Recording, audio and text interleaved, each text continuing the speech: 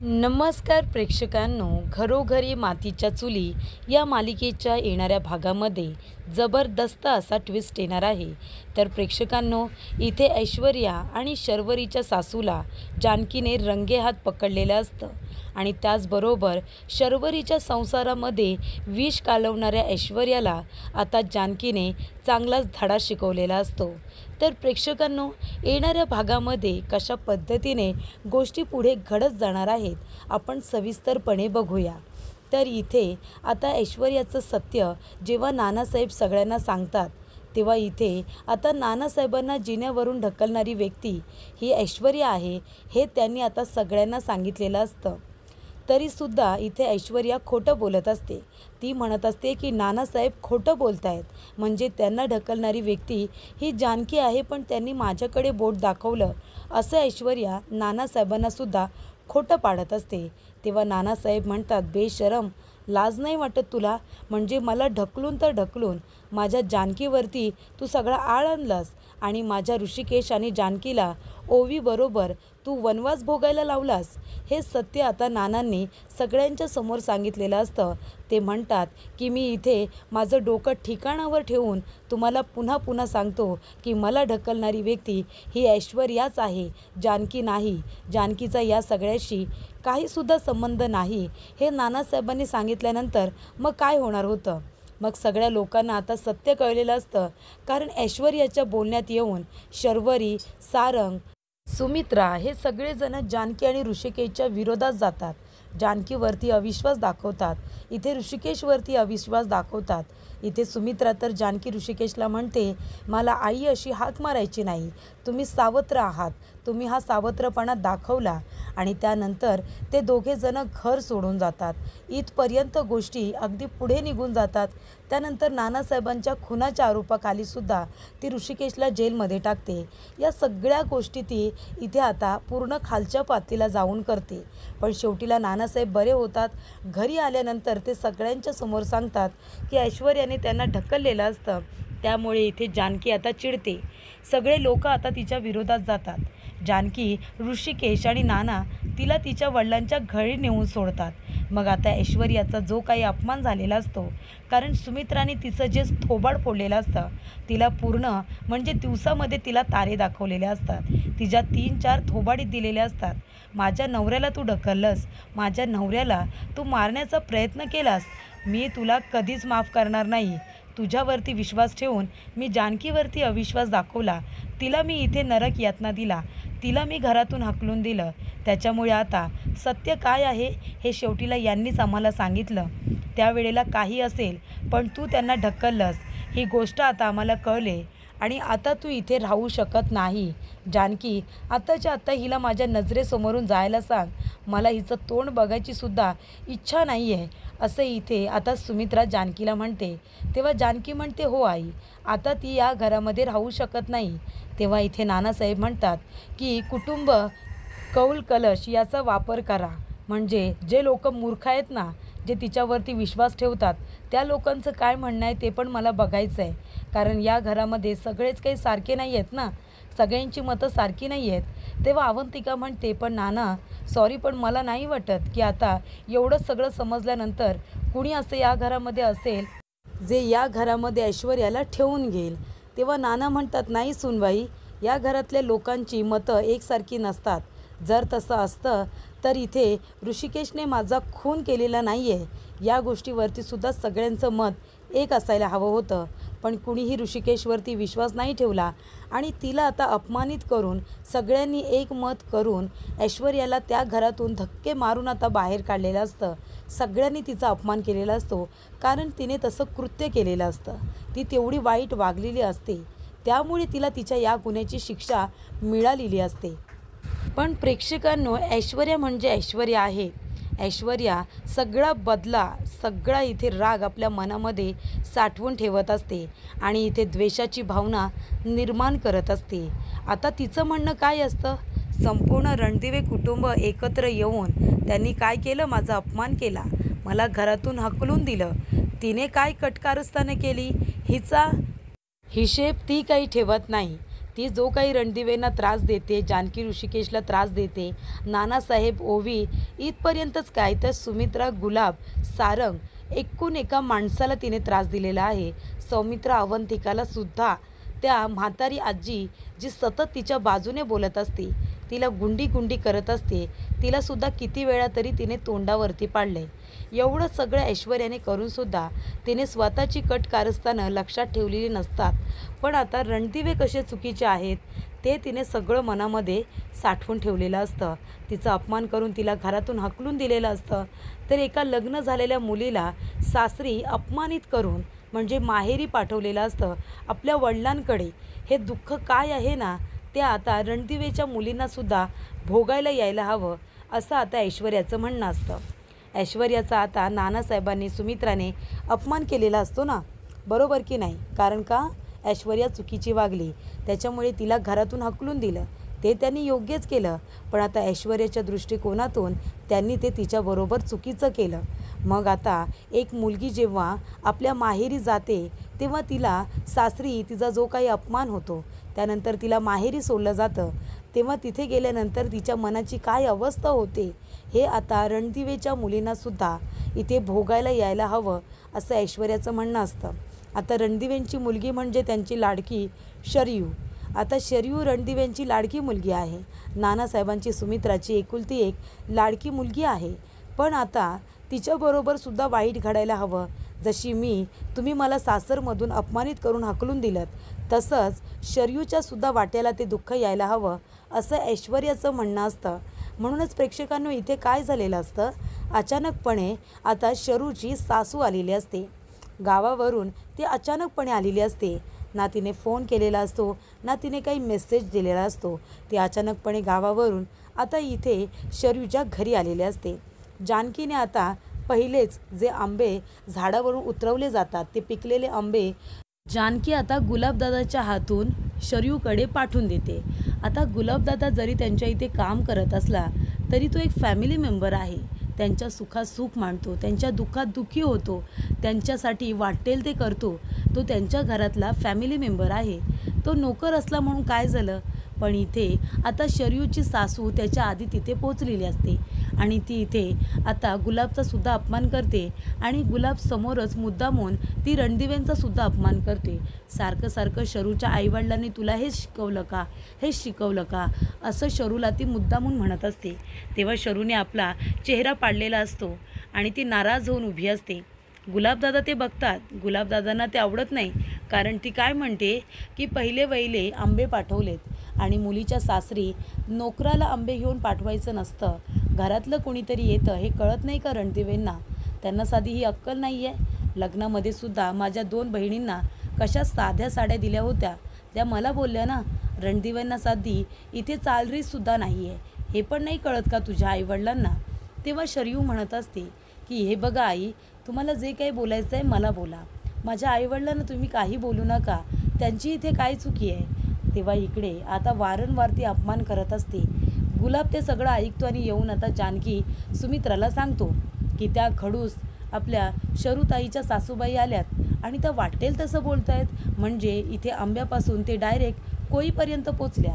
तेव्हा इथे जानकी विचारते, गुलाबदादा काय झालं, ते तुम्हाला काही बोलल्या का, आपल्या शरूवंशाला काही बोलल्या का? तेव्हा इथे गुलाबदादा म्हणतो, अहो ताई, माझा अपमान केला तर करू द्या ना वहिनी, पण आपल्या शरूताईला काय काय बोलतायत. आपल्या शरूताईचा चेहरा असा चिमणीवाणी झाला होता, मला खूप वाईट वाटलं.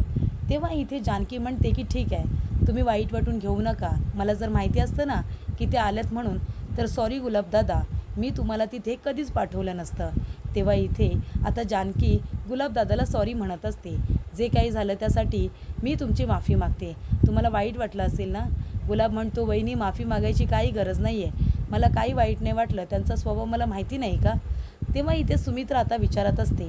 सुमित्रा म्हणते की पण जानकी, विचार करण्यासारखी गोष्ट आहे, त्या अचानक कशा काय आल्या असतील गं. तेव्हा इथे जानकी म्हणते, आई मी एक काम करते, आपल्या शरूवंशांना भेटायला जाते आणि त्यांच्याशी बोलते, त्यांना कसला राग आला असला ना तर त्यांचा राग घालवण्याचा मी प्रयत्न करते.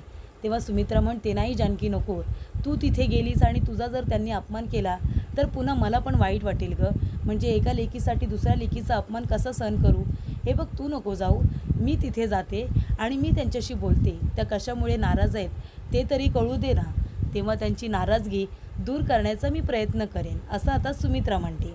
तेव्हा इथे जानकी म्हणते, आई तुम्ही जा, पण तुम्ही सांभाळून जा आणि लवकर घरी या. त्यांचा स्वभाव माहिती आहे ना तुम्हाला कसा आहे, उगाच ते तुम्हाला जास्त काही बोलतील आणि मग ते मला पण आवडणार नाही. असं आता जानकी सुमित्रा दोघींचं एकमेकांवरचं प्रेमसुद्धा आपल्याला इथे बघायला मिळतं. पण गुलाबदादाने चांगलं केलं की ती जे काही बोलत होती ना ते जानकी आणि सुमित्राला सांगितलं, जेणेकरून तिथे जे काही चाललंय ते यांना इथे कळलं. त्यामुळे आता गोष्टी कशा सुधारता येतील याकडे आता जानकी लक्ष देत असते. पण तरीसुद्धा सुमित्राला एक प्रश्न पडलेलाच असतो की त्या अचानकपणे कशा आल्या, कारण त्या नेहमी शर्वरीला किंवा तिच्या नवऱ्याला फोन करून निदान कळवतात माझं येणं होणार आहे म्हणून. मग शरू नाही का आपल्याला सांगते, नाहीतर ती मग 2 दिवस इथे तरी येते. पण असं या वेळेला अचानकपणे येणं झाले म्हणजे. त्याचबरोबर इथे प्रेक्षकांनो आता देशमुख आणि आपला ऋषिकेश दोघेही जण आता कसून चौकशी करत असतात. नानासाहेबांना किडनॅप करण्यामागे कुणाचा हात होता. आता आपला ऋषिकेश तर हुशार पेहलवान, त्याला आधीपासूनच माहिती असतं की या सगळ्याच्या मागे नाही म्हटलं तरीसुद्धा ऐश्वर्या आणि त्याचबरोबर तिचे वडील सयाजी विखे पाटील आहेत म्हणजे आहेत. हे सगळं सयाजी विखे पाटीलनेच केलेलं आहे. त्यामुळे तो त्याच्या माणसाला पकडतो. त्याला पकडल्या एक दणका दिल्यानंतर लगेचच सगळं खरं बोलायला लागतो. त्याच्याकडून कळतं की तो सयाजीचा माणूस आहे ज्याने नानासाहेबांना किडनॅप केलं होतं, तो म्हणजे संपत. त्याच्यामुळे इथे आता सयाजीचा फोन आलेला असतो की तू हे जे काही करतोयस ते आत्ताच्या आत्ता थांबव, आमच्यापर्यंत पोचू नकोस, नाहीतर परिणाम चांगले होणार नाही, तुला खूप महागात पडेल. तेव्हा ऋषिकेश लगेच त्याला उत्तर देतो आणि म्हणतो, मला इथे आता हलक्या फुलक्या गोष्टींची सवय पण नाही आहे. स्वस्त काही आपल्याला आवडतच नाही. महागात पडायचं कितीही पडू दे, पण मी तुला पुरून उरणार. मला माहिती आहे ना माझ्या नानांना किडनॅप करण्यामागे कुठल्या बॉसचा हात आहे ना, हे मी शोधून काढणार. असं सुद्धा आता ऋषिकेश सयाजी विखे पाटीलला म्हणतो. आणि प्रेक्षकांनो इथे एक प्रॉब्लेम झालेला असतो, कारण जेव्हा ऋषिकेश आता या सगळ्याचा शोध घेत असतो तेव्हा संपतचा पत्ता आता त्याला शोधायचा असतो, कारण संपत पळून गेलेला असतो. कारण संपत जर भेटला आणि त्याला जर दणके भेटले तर तो लगेच सयाजीचं नाव सांगेल हे त्याला माहिती असतं. म्हणून संपतला आता थोड्या दिवसांसाठी त्याने बाहेर जायला सांगितलेलं असतं. म्हणून सयाजी त्याचा नंबर इथे आता बंद करायला सांगतो. त्यामुळे ऋषिकेश त्याला फोन करत असतो, त्याचा फोन लागत नाही. त्याचा ॲड्रेस कुठे आहे, कुठे गेला आहे तेच कोणी सांगायला तयार नसतं. मग आता त्याला शोधायचं कुठे, तर ऋषिकेश त्याचा शोध सुरू करतो. देशमुख त्याला मदत करत असतो आणि इथे ऋषिकेशला घरी यायला उशीर होतो. जानकी फोन करत असते. ऋषिकेश जानकीवरती रागवल्यामुळे तो फोन उचलत नसतो. त्यामुळे इथे जानकी आता खूप टेन्शनमध्ये असते. आणि तेव्हाच तिथे ऐश्वर्या उभी असते. तेव्हा सौमित्र येतो आणि म्हणतो, बहिणी काय झालं. अवंतिका येते आणि त्यांचं बोलणं चालू असतं की ऋषिकेश दादाला इथे आता सयाजी विखे पाटीलवरती संशय आहे की नानासाहेबांना किडनॅप करण्यामागे त्याचा हात आहे आणि म्हणून आता ऋषिकेश दादाने त्याची चौकशी सुरू केली. त्याच्या माणसांना तो पकडतोय. आता पोलिसांना ही जबाबदारी दिली आहे ना, मग दादा कशाला या सगळ्यामध्ये पडतोय, कारण तो सयाजी कसा आहे आपल्याला माहिती आहे. तो पुन्हा दादाला या सगळ्या प्रकरणामध्ये अडकवण्याचं काम करेल आणि सगळं प्रकरण दादाच्या अंगाशी येईल.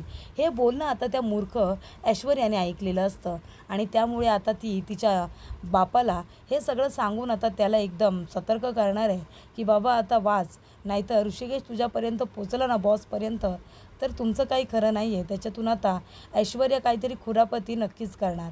त्यानंतर प्रेक्षकांनो इथे आता सुमित्रा जाते भेटायला. आपल्या आता मुलीची सासू आली ती तिच्यावरती का रागवली हे आता बघायचं असतं.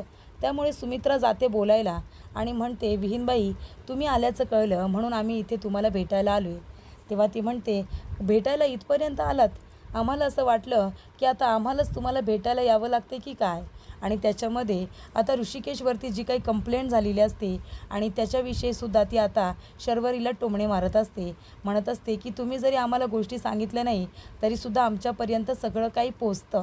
तेव्हा इकडे तुझ्या भावालासुद्धा अटक केली होती ना, बरं झालं नानासाहेब वेळेवरती आले, नाहीतर काही खरं नव्हतं.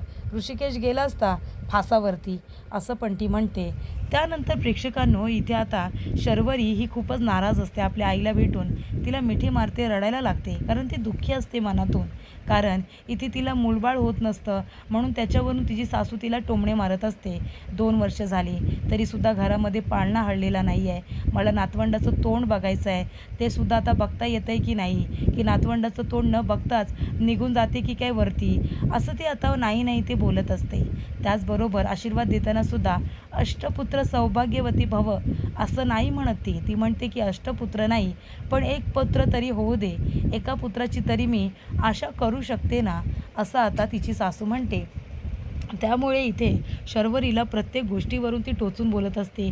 स्वयंपाक येत नाही, स्वयंपाक असा का केला, घरामध्ये धूळ किती आहे, आम्हाला सगळं चकचकीत लागतं. तुला माझ्या मुलाने विक्रांतने सांगितलं नाही का, मला धुळीत राहायची सवय नाही आहे. तुझ्या घरी तर तुझं घर किती एकदम चकचकीत असतं, कारण तुमच्या घरी कसं आहे ना, तुमच्या इथल्या सुनांना चांगले रणदिवे राबवून घेतात. ती जानकी आहे ना आत बाहेर करायला, बरोबर सगळं घर साफसूफ करून घेते. आणि इथे रणदिवेंना त्यांच्या मुलींना काम करायची सवय लावता आली नाही का, तुझ्या आईवडिलांनी तुला कसं क्लीन करायचं घरदार ते शिकवलेलं नाही का, याच्यावरून सुद्धा ती बोलणी खाते. त्याच्यामुळे इथे शर्वरीला आता आल्यापासून तिच्या सासूने जणू काही त्रासच दिलेला असतो. तिचे ती पूर्वीच्या काळात नाही का त्या सासवा आपल्या सुनांचा जाच करायच्या, तसं काही ते जाच वगैरे ती करत असते. सारखं आपल्या उठल्या बसल्या टोमणे मारत असते. तुझ्या सवयी कशा वाईट आहेत, मी कशा माझ्या मुलाला चांगल्या सवयी लावल्या, तुझ्या आईबापांनी तुला चांगल्या सवयी लावल्या नाही, हे सगळं आता ती बोलत असते. आणि बाळ होत नाही त्याच्यावरून बोलत असते. तेव्हा सुमित्रा येते आणि म्हणत असते की काय झालं, तुम्ही काय इतक्या चिडलात. तेव्हा इथे ती म्हणते, अहो चिडू नाही तर काय करू, आता तुम्हीच सांगा. 2 वर्ष झाली, माझा एकुलता एक मुलगा, आणि 2 वर्ष झाली तरी घरामध्ये पाळणा हललेला नाही आहे. तुम्ही तरी तुमच्या सुनेला काही बोलला नसतात का, पण इथे मी माझ्या सुनेला काही बोलले की तिला लगेच राग येतो. अहो आता घरामध्ये जर मूळबाळ जन्माला नाही आलं तर आमचा वंश पुढे कसा जाणार, आमच्या घराचा सुद्धा वंश पुढे जायला हवं आहे ना. तेव्हा इथे आता तेवढंसुद्धा बोलायला नको का, आता ती माझी सून आहे. तुमच्या घरामध्ये तुमच्या सुना चुकल्या तर तुम्ही त्यांना नाही का घरातून बाहेर हकलून देता की नाही, त्यांना घरातून हकलता की नाही. जानकीला सुद्धा घरातून हाकलून दिलं आणि त्या तुमच्या दुसऱ्या सुनेला ऐश्वर्याला सुद्धा घरातून हाकलून दिलं. तेव्हा इथे आता शर्वरीची सासू चांगलाच इथे सुमित्राचा अपमान करत असते. तुमच्या घरामध्ये तर काय काय घडतं, एवढं मोठं तुमचं नावाजलेलं रणदिवे कुटुंब, पण शेवटीला काय झालं, घरामध्ये भांडण वाद झालेच ना. अहो मग मी तुमच्या मुलीला जरासं काय बोलले तर तुम्ही इथपर्यंत मला सांगायला आलात, तुम्ही मला जाब विचारायला आलात, तुमच्या त्या नोकरांनी तुमच्याजवळ येऊन कंप्लेंट केली ना. तेव्हा सुमित्रा म्हणते, नाही हो असं काही नाही आहे, मी कशाला उगाच, त्यांनी कंप्लेंट नाही केली, त्यांनी फक्त सांगितलं की तुम्ही आलात म्हणून मी फक्त तुम्हाला भेटायला आले. तेव्हा इकडे आता वाटेल तसा अपमान शरूची सासू सुमित्राचा करते. तेव्हा शरू म्हणते, आई तू आता घरी जा, मी नंतर तुला भेटायला येईन, तू नको इथे थांबू. तेव्हा सुमित्रा आता नाराज होऊन चेहरा पाडून रडतच आता घरी येते आणि जानकीला सांगते, अगं तिथे आपल्या शरूला खूप काही ऐकायला लागतंय गं, अचानकपणे त्या असं का वागायला लागल्या, आधीसुद्धा त्या वृक्ष होत्या पण इतक्या नाही. त्यानंतर इथे जानकीला संशय येतो की अचानकपणे त्यांच्यामध्ये एवढा बदल का बरं होईल. तेव्हा प्रेक्षकांनो जानकीसुद्धा म्हणते की आता मी त्यांना भेटायला जाईल. आणि इथे आता जानकी भेटायला जाणार असते, पण त्याच्या आधी काय होतं तर इथे ऐश्वर्याला ती फोनवरती बोलताना ऐकते की आपण दोघीजणी आता बाहेर भेटूया. तेव्हा जानकी ऐश्वर्याचा पाठलाग करते. तेव्हा ऐश्वर्या आणि शरूची सासू एका ठिकाणी आता दोघीजणी भेटलेल्या असतात. तेव्हा त्या दोघींना एकत्र बघितल्यानंतर आता जानकीला जो काही संशय असतो ऐश्वर्यावरती की हिनेच काहीतरी कालाकांडी केली असेल, तो संशय तिचा खरा होतो. ऐश्वर्या म्हणत असते की त्या लोकांना त्यांच्या सुनांना त्रास द्यायची सवय आहे ना, त्यांचं काही चुकलं तर घरातून हकलून द्यायची सवय आहे ना, त्यांच्यावरती आरोप करून मग आता तुम्हीसुद्धा तुमच्या सुनेला तसाच त्रास द्या. अहो तुमची सून आहे ना खूपच जास्त इथे आखडूसुद्धा आहे आणि तुमच्याबद्दल वाईट साईड बोलत असते, तुम्ही किती वाईट आहात, तिला किती काय काय बोलता, हे सगळं ती वाईट साईड बोलत असते. हे सगळं आता त्या दोघींचं बोलणं ऐकलेलं असतं जानकीने.